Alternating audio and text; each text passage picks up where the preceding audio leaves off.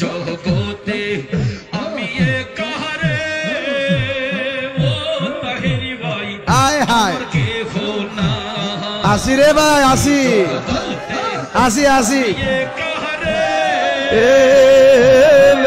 ভাই আবার জিগায় বদমাশি করে ফাজলামি করে ওইটার নাম দিছে জিকির।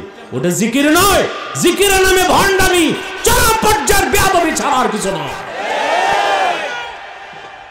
এইরকম জিকির হক্কানি পীররা শিখায় না। তো জিকিরে কয়টা জিনিস থাকতে হবে? দুইটা জিনিস।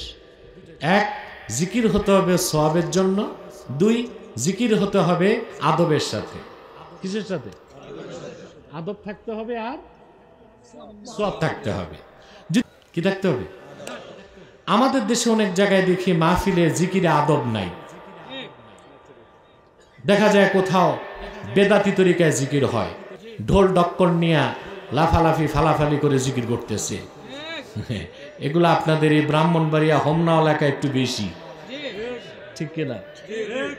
ঢোল ডক্কর একতারা দোতারা সেতারা তাম্বুরা জাম্বুরা নিয়ে ফালাফালি করতেছে। লাফায় ফালায় করো জিকির যেমনে খোদা রাজি, বলছে আমাদের সনাম ধন্য বাবাজি। এখন ওটা জিকিরে আদব আছে? আরে ভাই কথা কইবা না? আমি তো কবরস্থানে না, মাহফিলে।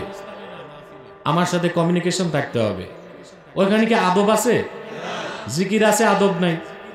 জিকির আছে, আবার অনেক জায়গায় দেখা যায় জিকির করতে সময় রাত 12টার পরই জিকির শুরু করে। একদিকে পুরুষ আর একদিকে মহিলা, মাঝখানে পর্দা থাকে। এক সময় দেখা যায় খলিফা একটা সুর টান দিছে দোতারা নিয়া, মনের বাত্তি বড় বাত্তি, বাইরের বাত্তি মারো লাত্তি। কি করবো এটা এখন? এগুলো রাখো। মনের বাত্তি বড় বাত্তি, বাইরের বাত্তি মারো লাত্তি, লাইট বন্ধ হয়ে যায়। তারপরে মনের পর্দা বড় পর্দা, বাইরের পর্দা সরাও।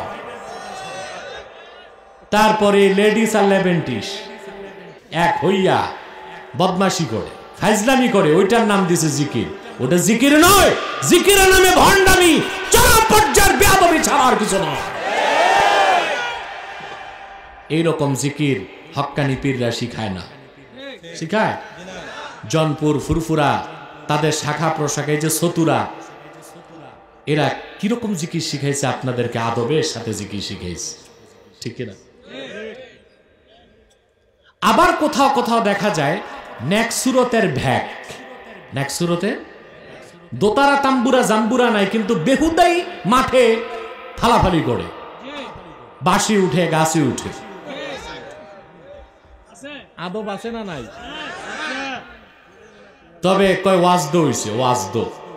এটা কেমন ওয়াজদ যে তারা খাম্বাও চিনে, সুপারি গাছও চিনে, বিদ্যুতের খুঁটির তার চিনে, ওইটা উঠে না, বাঁশি উঠে। তার মানে হুশ আছে। তো হুশ থাকলে এটা ওয়াজদ হইল? কথা বলে না। দেখলাম একটা ভিডিও, পীর জিকির করাচ্ছে, খলিফার জজবা উঠছে, এসে পীরকে বাম হাতে ধরে ডান হাতে কনি মারতেছে। পীরের ঠ্যাং দুটো উপরে উঠে গেছে, লুঙ্গি চিচেন থাক। এটা কি জিকির না জিকিরের নামে বেয়াদবি? জিকিরের শর্ত হচ্ছে আপনাকে সওয়াবের জন্য হইতে হবে, আদবের সাথে হইতে হবে, ঠিক কিনা?